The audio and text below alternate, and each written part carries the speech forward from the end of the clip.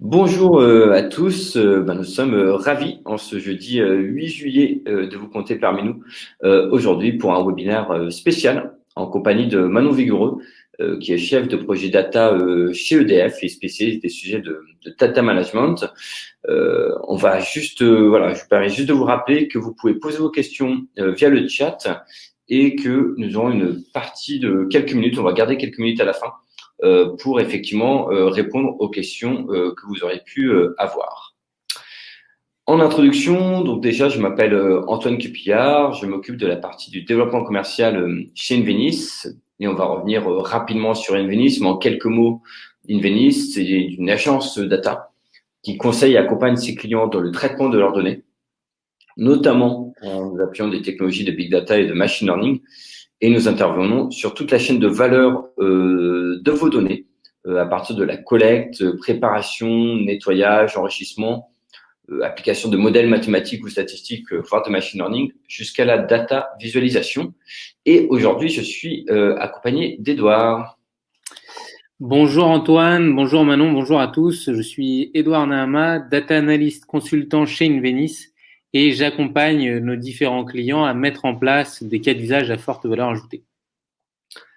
Eh ben, merci Edouard. Et comme on le disait effectivement en introduction, on aura le témoignage de Manon Vigoureux, donc qui est chef de projet data chez EDF, qui est spécialiste des sujets de data management et qui nous fait l'honneur de partager son expérience sur la gouvernance des données à destination des équipes marketing et commerciales. Et Manon sera avec nous à la fin du webinaire pour répondre à vos questions. Donc un coup d'œil effectivement sur l'agenda. Donc on va rapidement revenir très rapidement sur Invenis en une slide ou deux, puis directement après on va vous donner des conseils entre guillemets pour tout ce qui est autour de l'analyse des données et les enjeux du marketing prédictif. Nous aurons donc derrière un retour d'expérience de Manon Vigoureux, donc effectivement de EDF. Edouard présentera ensuite un cas d'usage sur la recommandation d'achat. Et nous finirons par comment mettre en place une méthode pour obtenir rapidement des résultats. En quelques mots, Invenis, pour remettre un petit peu de contexte, donc nous sommes partenaires data des entreprises depuis plus de 5 ans maintenant, puisqu'Invenis a été créé en novembre 2015 par Pascal Chevreau, Benjamin Quetier et Grégory Serrano. Et c'est une entreprise qui a été autofinancée pendant les 5 premières années. Oui, c'est bien ça, 5 premières années, effectivement. Jusqu'à une première levée de fonds auprès de partenaires français en 2020 qui nous a permis de grandir et de nous développer. Et aujourd'hui, pour voir un petit peu nos clients, comme vous pouvez le voir, il y a à la fois des grandes administrations, des laboratoires pharmaceutiques, des sociétés de services, des PME, je pense notamment à Hyperial Institute ou à CityStaps. Et nous avons différents partenaires, que ce soit par exemple Francia, Wilco ou Digital Pharma Lab. L'idée d'aujourd'hui, c'est effectivement de vous montrer les bénéfices du marketing prédictif et de voir comment nous pouvons rapidement mettre en place du marketing prédictif. Mais avant cela, je vais poser quelques notions effectivement et quelques chiffres clés, notamment basés sur l'étude IDC de 2020 qui montre que le marketing effectivement prédictif intéresse de plus en plus ces métiers, enfin le prédictif de manière générale, l'analyse prédictive de manière générale, puisque 21%, c'est le chiffre en haut des directions métiers, font du prédictif une priorité. Et de quelle direction effectivement métier parle-t-on? On va regarder effectivement plutôt les équipes commerciales à 41% et les équipes marketing à 37%. Donc ces deux équipes, c'est effectivement dans le top 3 des directions métiers qui utilisent le plus ce prédictif et qui en font une priorité pour les utiliser en 2021. Alors, quel est un petit peu comment passer, on va dire, à l'approche personnalisée. Donc là, il y a vraiment l'importance d'agir à chaque étape du cycle d'achat, parce que grâce au marketing prédictif, on peut vraiment interagir à toutes les étapes qu'on a indiquées ici, puisque ça, on va dire que ça change vraiment l'approche des marketeurs et donc du cycle de vente, puisqu'il va y avoir de multiples points à identifier. Donc ça permet vraiment, voilà, de rentrer dans une approche dynamique pour parler aux clients à chaque moment, que ce soit la partie découverte, acquisition, engagement client, recherche, études, donc toutes les étapes qu'on a vraiment indiquées sur cette timeline. On va dire que de manière générale, on passe vraiment d'une approche de masse à une approche vraiment personnalisée qui permet de prendre en compte l'historique de chacun de vos clients ou de chacun de vos prospects. Donc, c'est vraiment l'idée ici du marketing prédictif, c'est vraiment l'approche personnalisée. Et quel est l'intérêt, on va dire, de cette approche prédictive? C'est surtout de pouvoir augmenter rapidement et d'avoir des meilleurs résultats. En effet, aujourd'hui, et puis même depuis plusieurs années, il y a une concurrence, une pression qui sont de plus en plus intense pour les équipes commerciales et marketing. Les budgets, effectivement, sont soumis à pression. Le temps humain est très précieux. L'objectif du marketing prédictif, c'est vraiment de pouvoir connaître ses futurs clients, mais aussi connaître le futur de ses clients. Comment cela se traduit? Cela se traduit effectivement par mieux cibler les prospects, donc avoir un meilleur ciblage, améliorer le rendement des actions commerciales et marketing, donc vraiment pouvoir optimiser ses campagnes. Et enfin, fidéliser vos clients, c'est-à-dire lutter contre le churn, donc contre vraiment l'attrition, en identifiant le comportement des clients qui peuvent les amener vers de l'insatisfaction.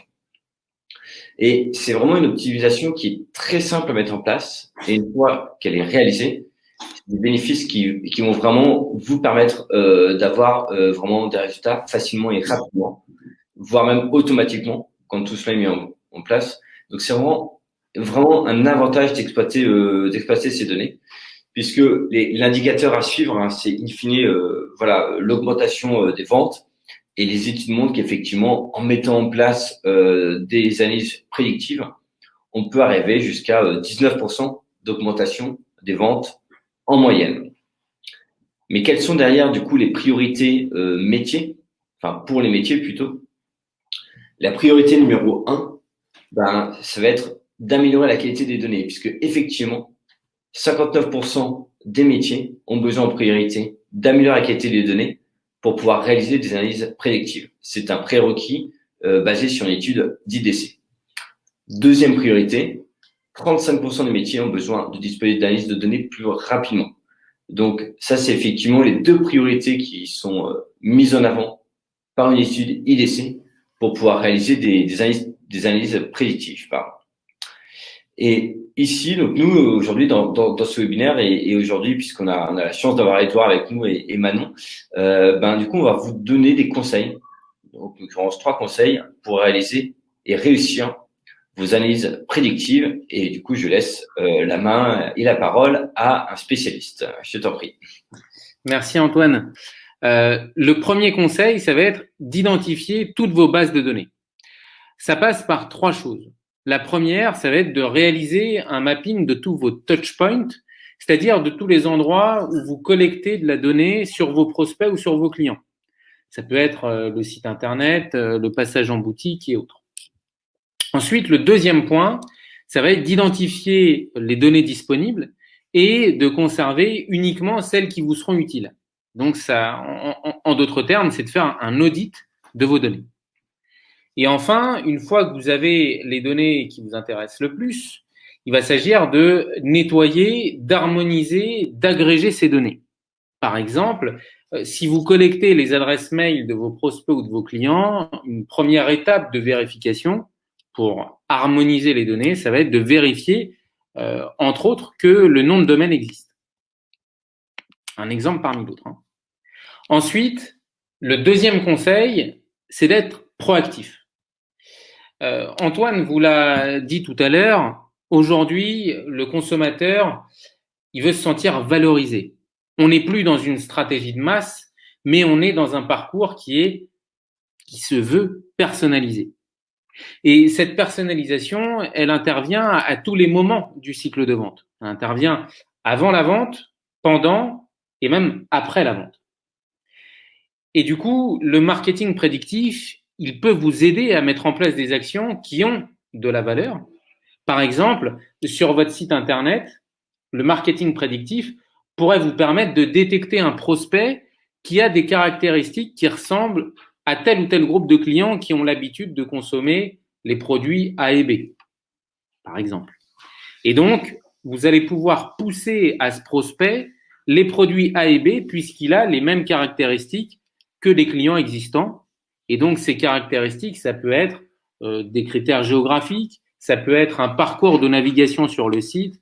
Voilà, il peut y avoir tout un tas de choses.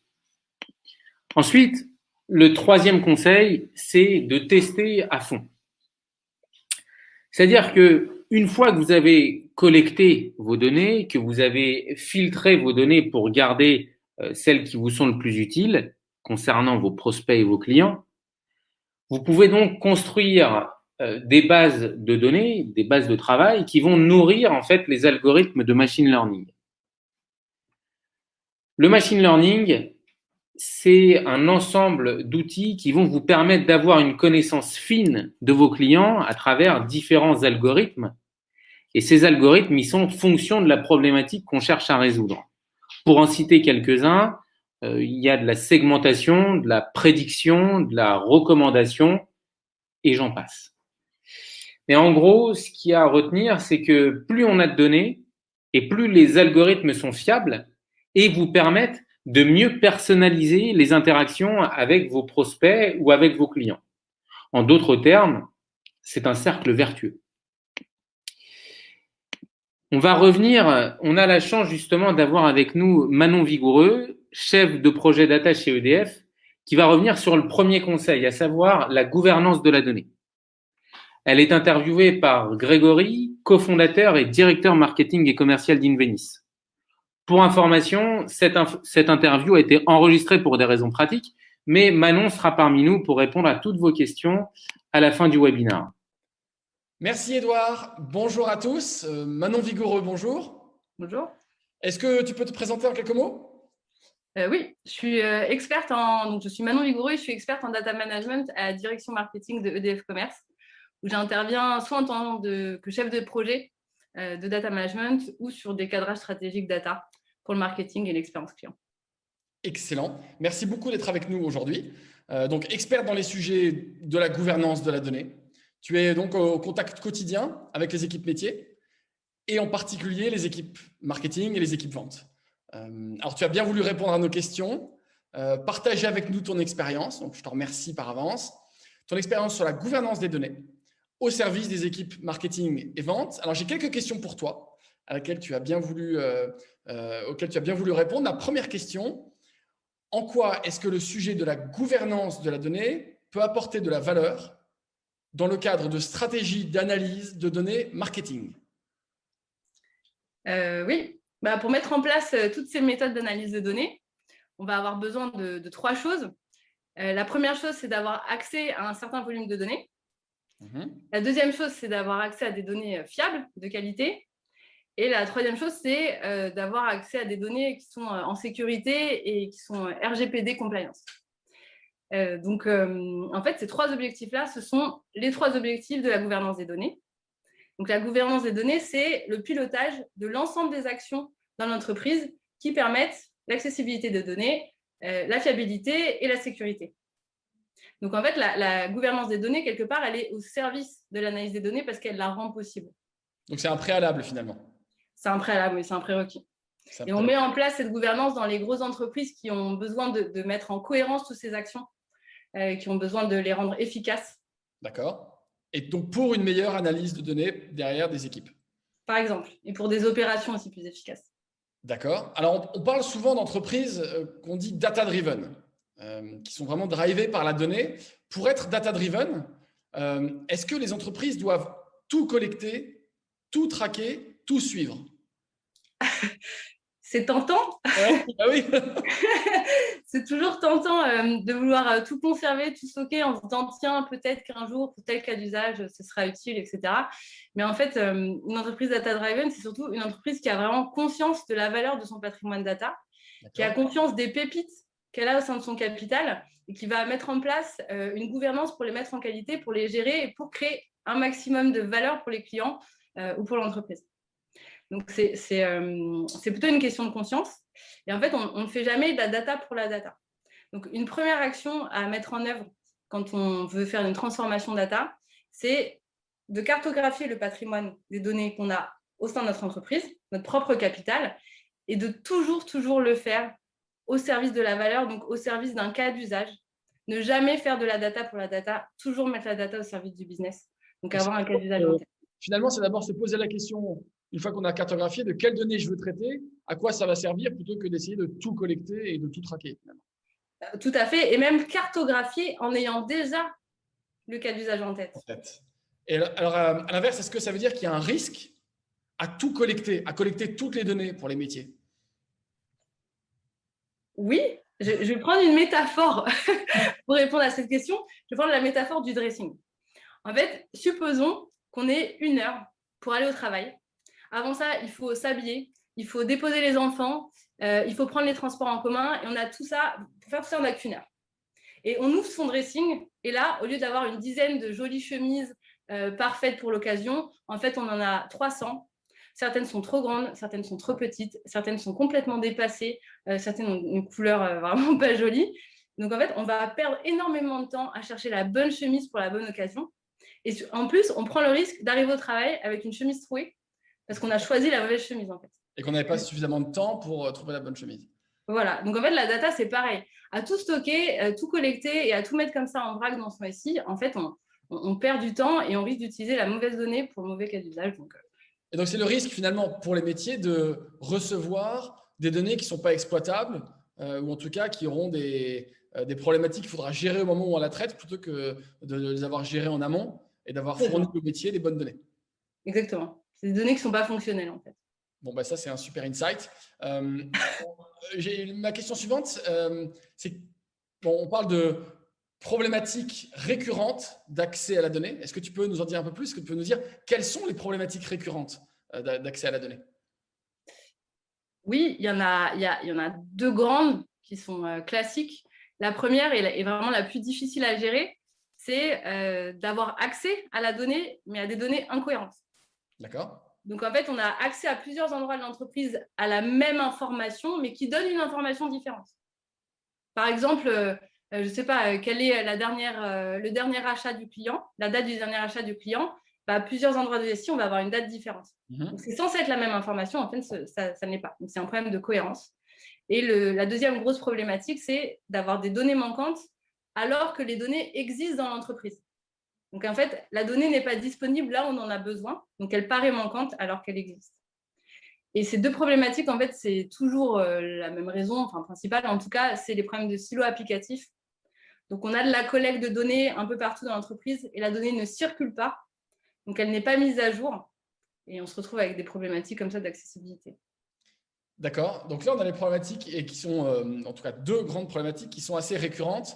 Est-ce qu'on peut, si vraiment on se concentre sur le sujet de l'analyse de données marketing, donc très orienté client, mais également produit, finalement, la question subsidiaire, c'est quel est l'impact de ces problèmes dont tu nous parles dans l'analyse de données marketing? Est-ce que tu as quelques exemples spécifiques à l'analyse de données marketing? Oui, vraiment, le risque, c'est de ne pas avoir accès à la bonne donnée au bon moment. En particulier, par exemple, quand on est sur des segments mouvants, des segments de marché qui sont mouvants, qui sont très vivants. Je vais donner un exemple que je connais bien, c'est le segment des déménageants.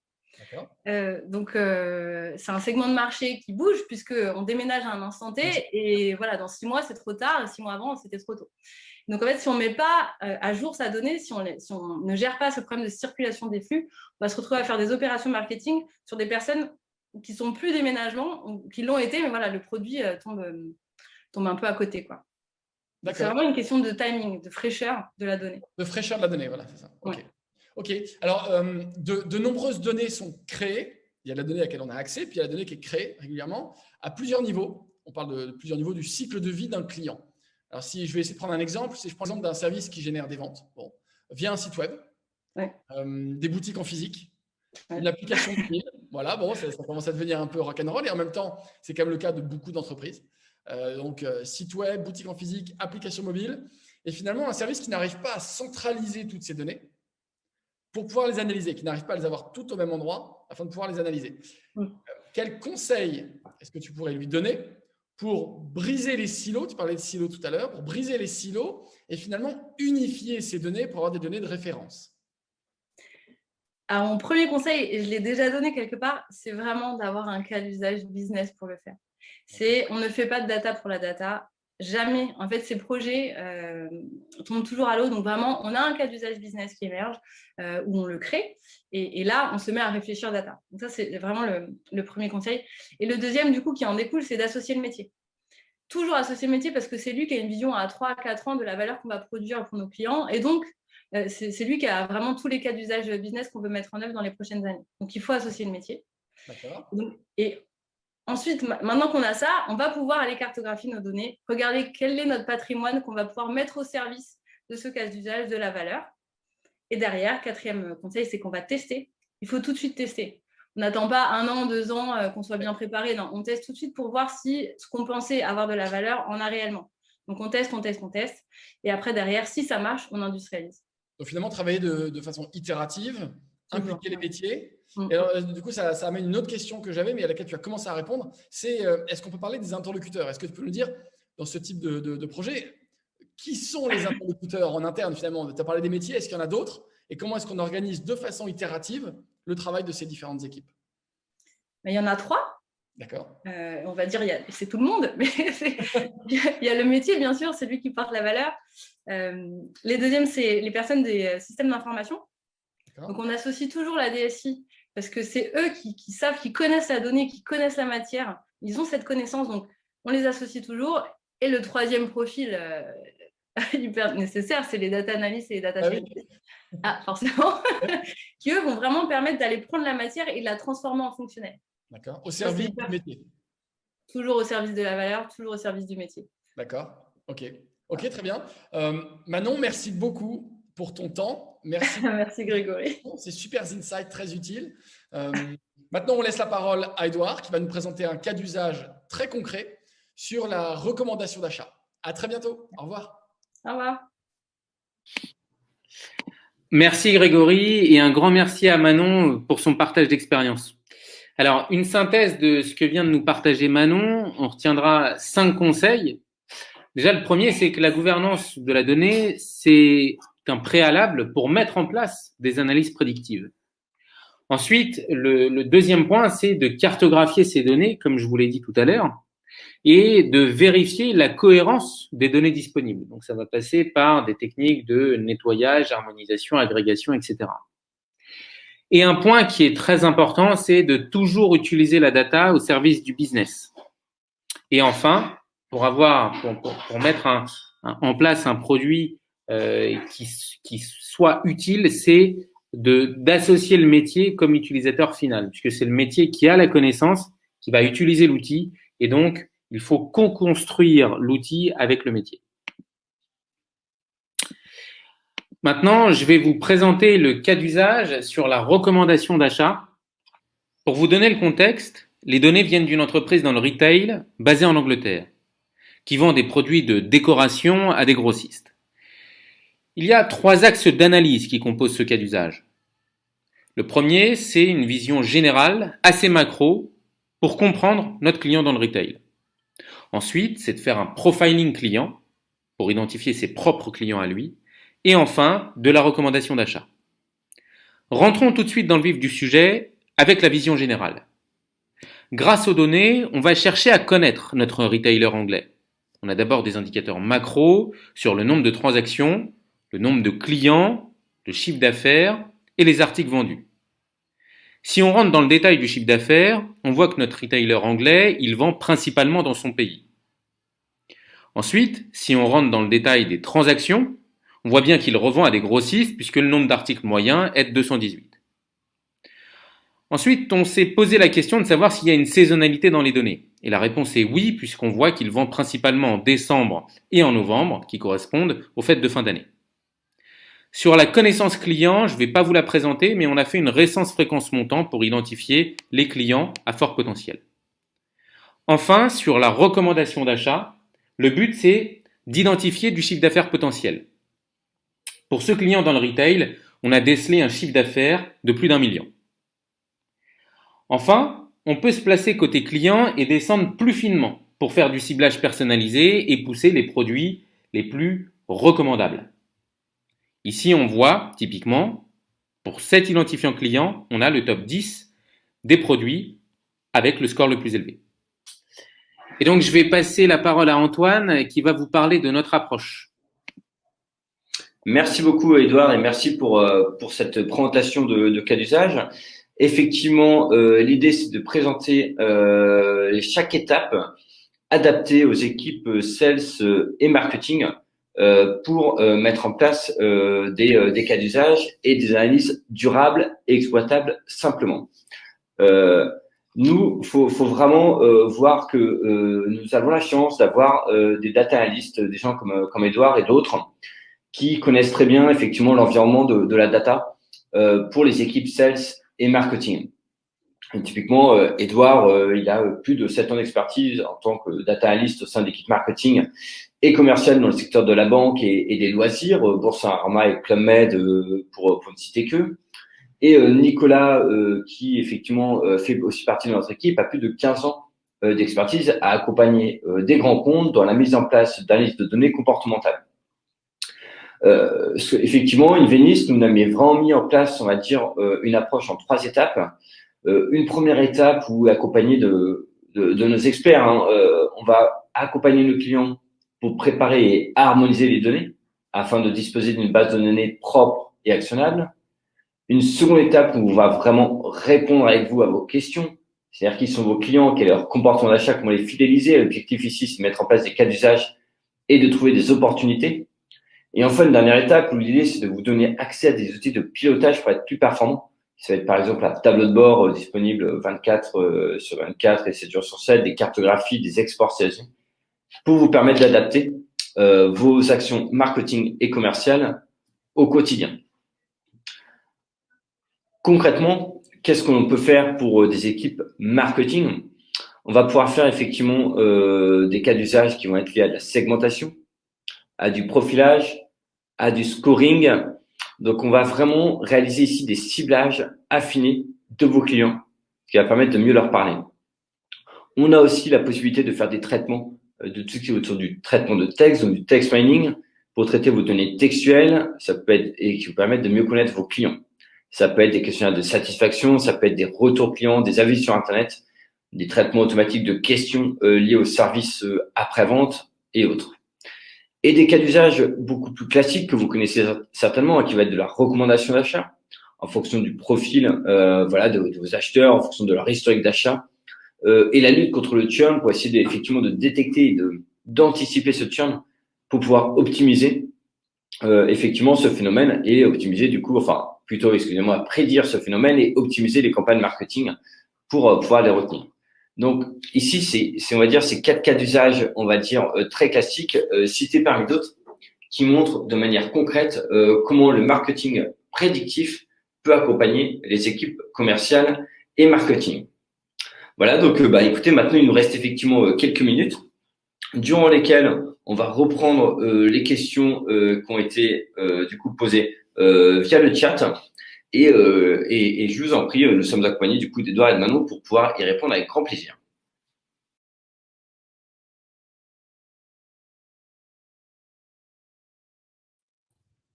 Excusez-moi, j'ai eu un petit problème de micro, mais tout va bien.